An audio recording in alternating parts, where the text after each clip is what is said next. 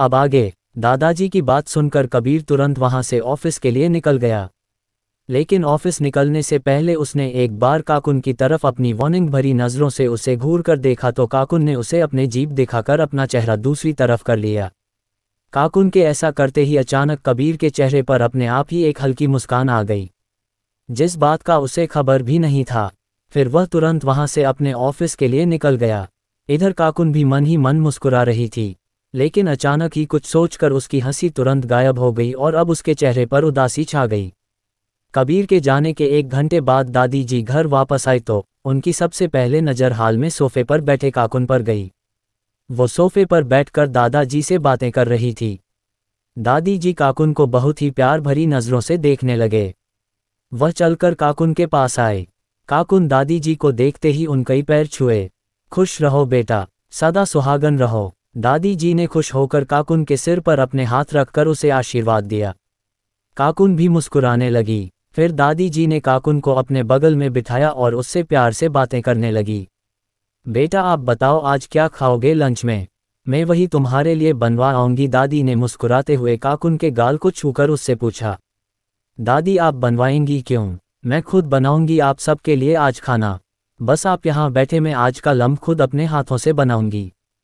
काकुन ने मुस्कुराते हुए दादी जी से कहा। दादी जी ने काकुन को बहुत रोकना चाहा लेकिन काकुन नहीं मानी और अपने हाथों से खाना बनाने के लिए चली गई। उसे ऐसे मुस्कुराते हुए जाते थे दादी जी भी मुस्कुराने लगी। दिल्लू ने हम दोनों के लिए बहुत ही अच्छी बहू लापा है, बहुत ही प्यारी बच्ची है, पर दादी जी ने दादाजी की तरफ देखकर उनसे कहा। दादाजी ने भी दादी जी की बातों में हाँ कहा और दोनों काकुन को देख मुस्कुराने लगे। थोड़ी ही देर में काकुन ने सारा खाना बनाकर उसे मेज से कहकर डाइनिंग टेबल पर लगवा दिया। फिर दादाजी दादी जी आए और काकुन ने उन्हें खाना परोसा। उन लोगों ने खाना खाकर काकुन की बहुत तारीफ की। दादी जी ने काकुन को एक बहुत ही अच्छा हीरो का हार दिया। लेकिन दादी जी मैं ही क्या नहीं ले सकती हूँ? काकुन ने दादी जी की तरफ देखकर उनसे कहा। बयू नहीं ले सकती इरी बेटा, ग्रह हमारे घर का खानदानी हार है, देते हुए उससे कहा ना चाहते हुए भी काकुन को वह हार लेना पड़ा। अपना लंच फिनिश किया और दादी जी काकुन को लेकर कबीर के जो इस घर की बहू को दिया जाता है। दादी जी ने काकुन को वह हार उसके हाथों में, दादाजी ने भी उसे शगुन के तौर पर एक लिफाफा दिया। कुछ ही देर में सभी ने रूम में गई। दादी जी काकुन को कबीर का पूरा कमरा दिखा रही थी। उस कमरे में कबीर के बचपन की बहुत सारी फोटो लगे हुए थे। उसके माँ पापा के साथ भी उसकी कुछ फोटोज थी। उन फोटो को काकुन बहुत ही ध्यान से देखने लगी। उन सभी फोटो में कबीर मुस्कुरा रहा था और वह मुस्कुराते हुए बहुत ही प्यारा और मासूम लग रहा था। क्या देख रही हो बेहा, ये हमारा टिल्लू है, बहुत ही प्यारा लग रहा है ना? बचपन में बहुत ही मासूम था, बहुत ही ज़्यादा नटखट, हमेशा शैतानियों करता रहता, हर वक्त अपने मम्मी पापा के आगे पीछे घूमता रहता। इस घर की तो जान था और हमारे बेटे देव और बहू अंजलि की थी धड़कन। दादी की ने कबीर के बचपन के फोटो को देखाते हुए तक काकुन से कहा। दादी लेकिन अब ये जल्दी मुस्कुराते नहीं हैं, हमेशा ऐसे बहुत गुस्से में रहते हैं, ऐसा क्यों है? काकुन ने दादी जी की तरफ देखकर उनसे पूछा। हम सभी बहुत खुश रहते थे, लेकिन कहते हैं ना ज़्यादा खुशी भी लोगों को बर्दाश्त नहीं होती, उसे नज़र लगते टाइम नहीं लगता। ऐसे ही किसी एक दापन की नज़र लग गई हमारे खुशहाल परिवार को। दादी जी ने उदास होकर काकुन से कहा। काकुन बस एक टक दादी जी के उदास चेहरे को ही देख रही थी। हमारी बहू अंजलि बहुत ही सीधी सादी और मासूम थी, बस उसकी इसी मासूमियत ने ही उसकी मुसीबत में डाल दिया। उसकी एक बहुत ही अच्छी सहेली थी रीमा, दिखने में वह भी बहुत ही सुंदर थी। उसके पति से उसका तलाक हो गया था और उसका इस दुनिया में कोई अपना नहीं था। इस कारण अंजलि ने अपने दोस्ती का फर्ज निभाने के लिए उसे अपने घर रख लिया। यही सबसे बड़ी गलती कर दी अंजलि बहू ने। हमने बहुत बार उसे समझाया, लेकिन अंजलि बहू को रीमा के लिए दया आता था। रीमा जैसे ही इस घर में आई, उसकी नज़रें इस घर की दौलत पर टिक गई। वह इस घर पर राज करने का सपना देखने लगी। उसकी आंखों में हवस की बू मैंने पहले दिन ही देख ली थी। देव जो कि अपनी पत्नी अंजलि से बहुत प्यार करता था, रीमा देव को मन ही मन अपना बनाने का सपना देखने लगी और उस पर डोरे डालने लगी। उसे यही लगता कि अगर वह देव को अपना बना लेगी तो इस घर की मालकिन बन जाएगी। इस कारण वह बार बार देव और अंजलि के बीच दरारें पैदा करने की कोशिश करने लगी। लेकिन हमारी बहू अंजलि देव पर पूरा विश्वास करती थी और देव भी अंजलि को उतना ही प्यार करता था। लेकिन एक दिन दादी जी ने काकुन की तरफ देखकर बस इतना ही कह पाए और बीच में रुक गई तो काकुन उन्हें कंफ्यूज भरी नज़रों से देखने लगी। एक दिन क्या दादी जी, क्या हुआ था? एक दिन काकुन ने कंफ्यूज भरी नज़रों से दादी की तरफ देखते हुए उनसे पूछा। एक दिन उस रीमा ने अपनी एक बहुत बड़ी चाल चली। जब घर में कोई नहीं था तो इसी का फ़ायदा उठाकर ये देव को दूध में नशे की गोली मिलाकर उसे दे दी। इस कारण देव को कुछ भी होश नहीं रहा, दूध पीते ही वह बेहोश हो गया। तभी रीमा इस बात का फ़ायदा उठाकर उसके बगल में जाकर लेट गई। जैसे ही हम सभी घर आए और सबने सामने देखा तो सभी हैरान रह गए। रीमा और देव दोनों एक ही बिस्तर पर ऐसी चादर में लिपटे हुए लेटे थे। एक पल में मानी दोनों की दुनिया ही उजड़ गई। लेकिन हमारी अंजलि बहुत ही ज़्यादा समझदार थी।